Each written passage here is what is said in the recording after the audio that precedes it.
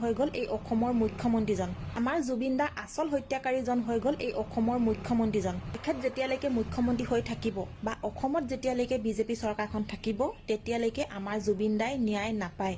আৰু এতিয়া ইলেকশ্যনৰ আগত 10,000 টকা দি মহিলাসকলক যেনেকৈ তেখেতে ফুচুলাই ৰাখিছে ভোটটো পাবৰ বাবে, গতিকে সেই 10,000 টকাত কোনো ভুল নাযাব যেতিয়ালৈকে আমাৰ জুবিন দাই ন্যায় নাপায় এই চৰকাৰখনক ভোট দিবলৈ 100 বাৰ ভাবিব। আশা কৰা হ'লে মুখ্যমন্ত্ৰী মহোদয়ে কিন্তু আমাৰ জুবিন দাক ন্যায় কেতিয়াবাই দিব পাৰিলেহেঁতেন, কাৰণ তেখেতৰ মাইণ্ডটো ইমানেই চোকা, তেখেতে কোনটো সময়ত কোন পাত হৰ মাৰিব লাগে ভালকৈ জানে। এতিয়া যেনেকৈ ইলেকশ্যনৰ আগত সকলো মহিলাকে 10,000 টকা দি পেলাই তেখেতে নিজৰ হাতৰ মুঠিত কৰি ৰাখিছে, অসমৰ মহিলাসকলক কিনি ৰাখিছে বুলি ক'লেও বেয়া নহয়।